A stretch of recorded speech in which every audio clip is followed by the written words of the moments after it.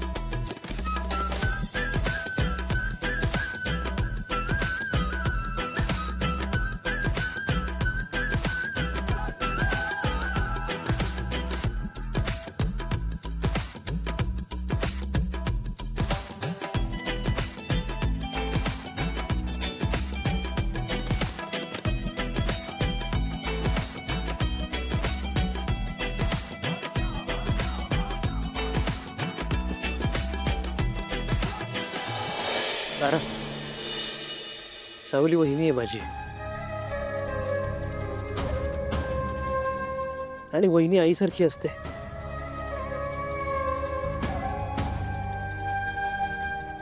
आज जर सावली वहिनीने आपल्यासाठी हे सगळं केलं नसतं ना तर आपलं लग्न नसतं झालं.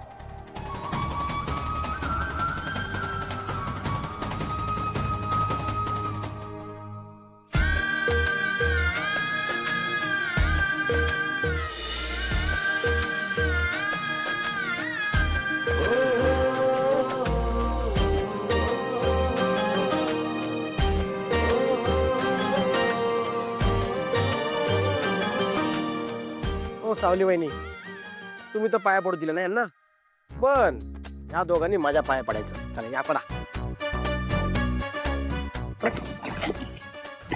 वा वा वा वा, दोन प्रेमी भेटले फायनली. हा बरं,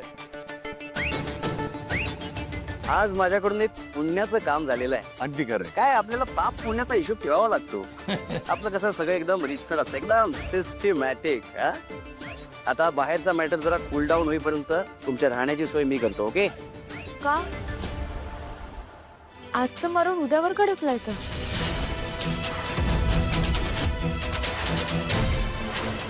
नाही म्हणजे त्याने कोणतीही चोरी किंवा पाप केला नाहीये. प्रेम केलंय त्यांनी.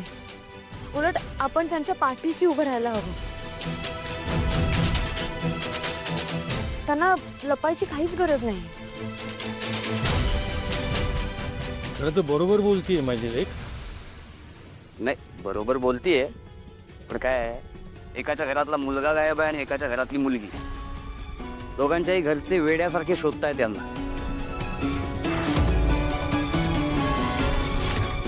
आत्ता हे दोघं घरी गेले तर मग माहितीये सोहम भाऊजी, तुम्हा दोघांचं लग्न लावून देण्याचा माझा शब्द मी पूर्ण केला. आता तुम्ही सुद्धा पळपुटेपणा न करता कोणत्याही परिस्थितीला सामोरं जाण्याचा शब्द पूर्ण करा.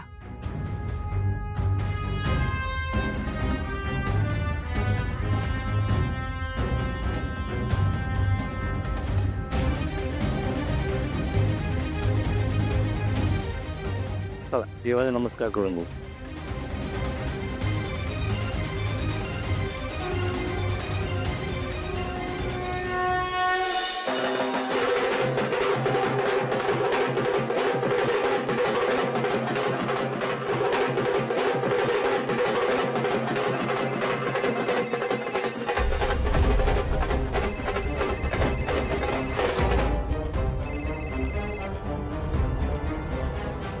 हॅलो, हे सावली, तुला सारंग जिवंत हवाय की नकोय? तुला नक्की काय हवंय? ऐक तर मग, तुझ्या घरी आहे ना आउट हाऊस मध्ये ना डिवोर्सचे पेपर ठेवले. त्या पेपरवरती सही करायची आणि सारंगला डिवोर्स द्यायचा. ओके? त्या एकाच अटीवर मी सारंगचा जीव घेणार नाही. हा, आता तू ठरव तुला काय करायचंय. सारंग सोबत राहून त्याचा जीव जाण्याची वाट बघायची का सारंग पासून लांब जाऊन त्याचा जीव वाचवायचा आहे? मी तुला 10 वेळा सांगणार नाही. आज संध्याकाळपर्यंत वाट बघतोय. आज जर तू मेहेंदळे घरात पाऊस जरी टाकलंस ना तर सारंगचा जीव गेला म्हणून समज.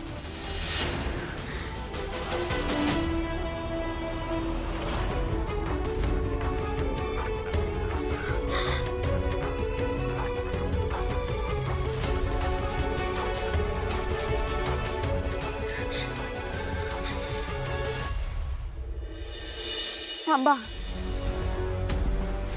भाऊजी. तिलोत्तमा मॅडम तुमच्यावर चिडतील, तुम्हाला खूप काही बोलतील, खूप रागवतील, कारण तुम्ही त्यांच्या मनाविरुद्ध वागलात. त्यांचा स्वाभिमान दुखावलात तुम्ही. तुम्ही शांतपणे ऐकून घ्या, काहीच बोलू नका, उलट बोलू नका. ते आई आहेत तुमच्या, त्यांचं रागवणं स्वाभाविक आहे हो. पण तुम्ही फक्त त्यांच्यावर विश्वास ठेवा, त्या तुमच्या नात्याचा नक्की स्वीकार करते. सावली वहिनी, तू येणार नाहीस का? माझं एक महत्त्वाचं काम होतं, ते पूर्ण करायचं आहे जरा, म्हणून.